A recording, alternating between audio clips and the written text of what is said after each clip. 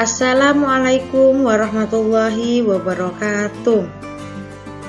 Anak-anak kelas 5, pada pertemuan kali ini Ibu akan membahas tema 7, peristiwa dalam kehidupan, subtema 1, peristiwa kebangsaan masa penjajahan, pembelajaran 1 dan 2. Sebelum memulai pembelajaran kali ini, marilah kita berdoa di dalam hati. Berdoa dimulai. Berdoa selesai.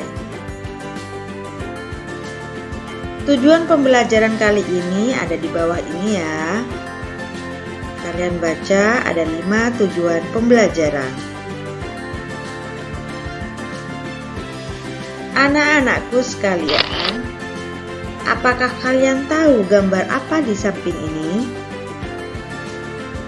Benar, gambar di samping merupakan gambar rempah-rempah.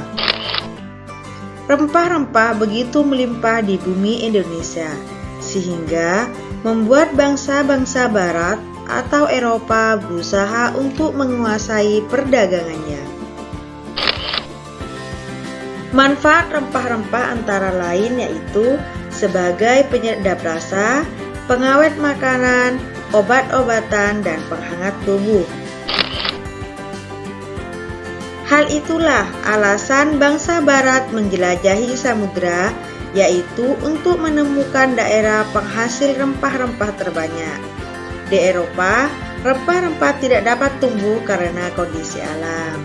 Maka dari itu, bangsa Barat menjelajahi samudera untuk mencari negara yang banyak menghasilkan rempah-rempah. Contohnya di Indonesia ini. Adapun faktor-faktor pendorong penjelajahan samudera bangsa Barat ada 4, antara lain yaitu adanya keinginan mencari kekayaan atau gold. Kekayaan yang mereka cari terutama adalah rempah-rempah. Sekitar abad 15 di Eropa, harga rempah-rempah sangat mahal. Harga rempah-rempah semahal emas. Faktor yang kedua yaitu adanya keinginan menyebarkan agama atau gospel. Bangsa Eropa juga membawa misi khusus yaitu menyebarkan agama kepada penduduk daerah yang dikuasainya, yang dianggap sebagai tugas suci yang harus dilaksanakan ke seluruh dunia. Faktor yang ketiga yaitu adanya keinginan mencari kejayaan atau yang disebut dengan glory. Di Eropa ada suatu anggapan bahwa apabila suatu negara mempunyai banyak tanah jajahan, negara tersebut termasuk negara yang jaya. Hal ini membuat mereka mencari tanah jajahan sebanyak-banyaknya. Faktor yang keempat yaitu karena perkembangan ilmu, teknologi, dan pengetahuan. Ilmu pengetahuan dan teknologi berkembang pesat yang digunakan dalam menjelajah. Contohnya, pembuatan kapal, mesiu untuk persenjataan, dan ditemukannya kompas oleh bangsa-bangsa Barat. Itulah faktor-faktor pendorong penjelajahan samudera. Kedatangan bangsa Barat atau Eropa di Indonesia, ada bangsa Portugis, bangsa Spanyol, dan bangsa Belanda. Bangsa Portugis, Spanyol, dan Belanda ini memiliki tujuan yang sama, yaitu mencari keuntungan, mencari kekayaan, dan ingin menguasai perdagangan rempah-rempah yang ada di Indonesia. Bangsa Portugis pertama kali mendarat di Malaka atau Ternate pada tahun 1511. Sedangkan bangsa Spanyol datang pada tahun 1521 di Maluku atau Tidore. Sedangkan bangsa Belanda datang pada tahun 1596 di Banten. Awalnya ketiga bangsa ini mendapatkan pelayanan yang baik, disambut yang baik oleh rakyat. Akan tetapi, lama-kelamaan akhirnya terjadi perlawanan rakyat pada ketiga bangsa ini. Ada juga kedatangan bangsa Inggris di Indonesia, akan tetapi Ibu akan bahas pada pertemuan selanjutnya, atau kalian bisa melihat pada buku siswa halaman 19 tema 7.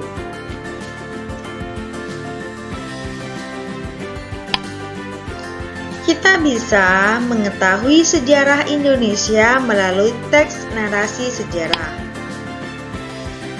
Adapun teks narasi sejarah adalah teks yang berisi tentang cerita peristiwa yang terjadi pada masa lampau. Peristiwa sejarah tersebut disampaikan berdasarkan fakta yang terjadi dan dalam bentuk narasi atau urutan cerita. Kalian bisa mengetahui negara-negara manakah yang pernah menjajah bangsa kita ini, bangsa Indonesia ini. Kalian bisa mengetahuinya pada buku siswa halaman 19 dan 20, buku siswa tentunya tema 7. Di sana kalian bisa membacanya. Bacalah dengan seksama bangsa-bangsa mana saja yang pernah menjajah bangsa kita ini. Tentunya, apabila kalian ingin mengetahui informasi pada teks narasi, kalian harus menggunakan kata tanya. Kata tanya apa saja? Kata tanya apa untuk menanyakan jenis peristiwa yang terjadi? Siapa untuk menanyakan tokoh atau pelaku yang terlibat dalam peristiwa yang terjadi? Kapan untuk menanyakan waktu terjadinya peristiwa? Di mana untuk menanyakan tempat berlangsungnya peristiwa? Mengapa untuk menanyakan penyebab terjadinya peristiwa? Sedangkan bagaimana untuk menanyakan cara atau keadaan saat terjadinya peristiwa? Itulah keenam kata tanya yang dapat kalian gunakan untuk mendapat informasi pada teks narasi sejarah. Berdasarkan wujudnya, benda dibagi menjadi 3, yaitu benda padat, benda cair, dan benda gas. Anak-anak sekalian, rempah-rempah ini termasuk benda apa ya? Benar sekali, rempah-rempah merupakan contoh dari benda padat. Kali ini, Ibu akan bahas satu persatu contoh dari ketiga benda ini. Benda berdasarkan wujudnya dibagi 3, yaitu benda padat. Benda padat ini ciri-cirinya dapat dipegang, dapat diraba, bentuknya tetap. Contohnya apa? Lemari, kursi, meja, bolpen, pensil, dan lain sebagainya. Itu merupakan contoh benda padat. Sedangkan benda cair, bentuknya itu bisa selalu berubah-ubah karena cair sesuai dengan wadahnya. Apabila dimasukkan ke botol, maka benda cair itu akan berbentuk seperti botol. Apa dimasukkan di ember, jadi bentuknya seperti ember dan lain sebagainya. Contohnya di sini benda cair yaitu kopi, sirup, susu, air, minyak, dan lain sebagainya. Sedangkan benda gas yaitu benda yang tidak bisa kita lihat contohnya, tapi dapat kita rasakan. Benda gas itu menempati ruang sesuai dengan bentuknya juga. Contohnya di sini apa? Ada balon, ada angin, ada gas untuk memasak. Tidak dapat kita lihat, tapi dapat kita rasakan manfaatnya. Itu adalah ketiga benda berdasarkan wujudnya. Dari ketiga benda tersebut, kita dapat mengetahui perubahan wujud benda. Perubahan wujud benda yang ketiga ini ada padat, cair, dan gas. kalian perhatikan panah yang akan Ibu bahas satu persatu. Perubahan wujud benda cair menjadi padat disebut membeku. Jadi perubahan benda cair ke padat disebut membeku. Sedangkan perubahan wujud benda padat ke cair disebut mencair.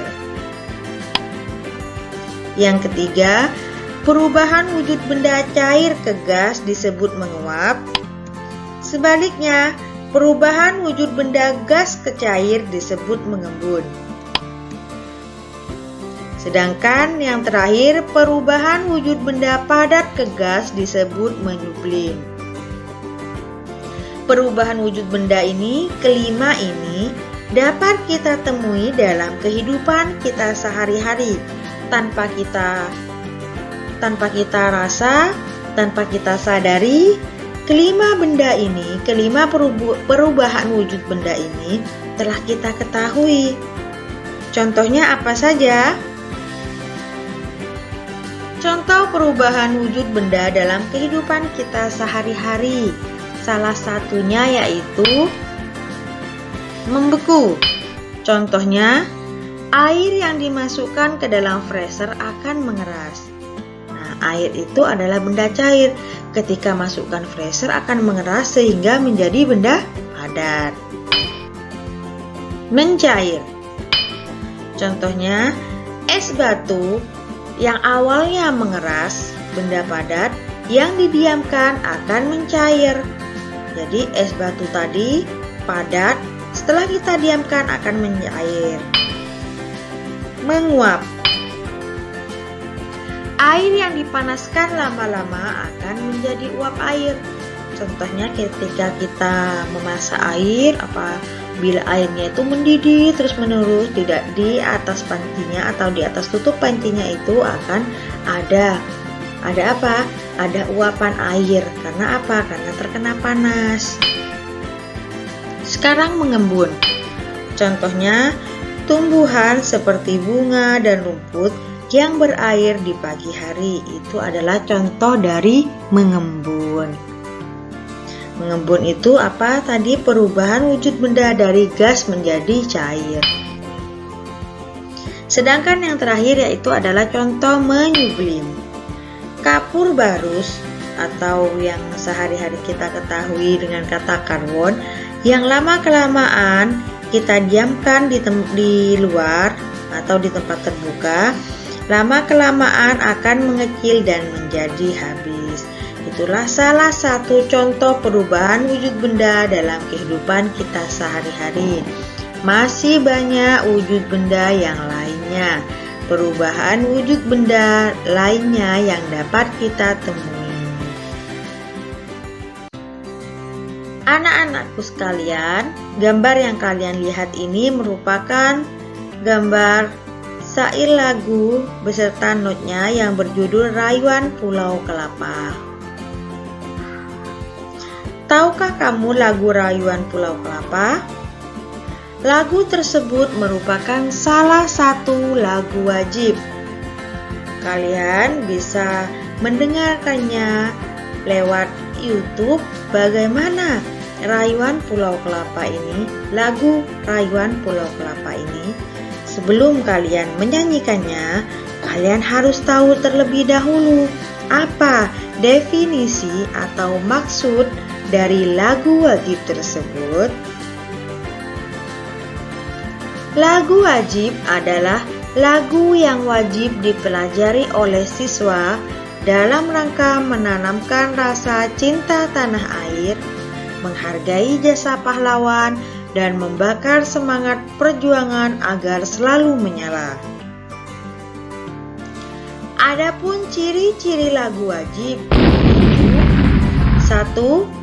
Lirik lagu wajib bertujuan untuk menanamkan sikap cinta tanah air, kepahlawanan, nasionalisme, serta rela berkorban demi bangsa dan negara.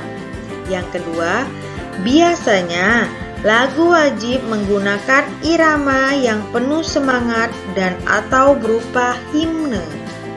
Dan yang ketiga, Lagu-lagu wajib diajarkan, dipelajari, dan dihayati sesuai dengan maksud dan tujuan yang terkandung di dalamnya.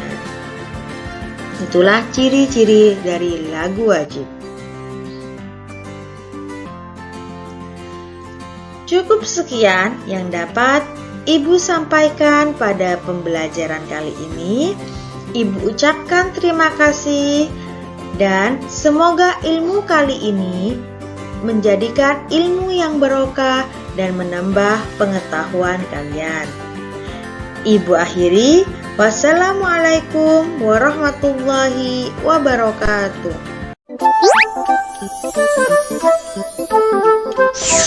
Halo sahabat Dikbud, di masa kebiasaan baru seperti sekarang ini, ingat selalu pesan ibu. Keluar rumah kalau penting saja ya nak. Ingat untuk selalu 3M. 3M itu mudah dilakukan dan bisa mencegah penyebaran virus corona. Menggunakan masker, mencuci tangan dengan sabun dan air mengalir, menjaga jarak. Sahabat Dikbud, kalau kamu sayang keluarga, jangan bawa virus ke rumah ya. Ingat pesan ibu, ingat 3M.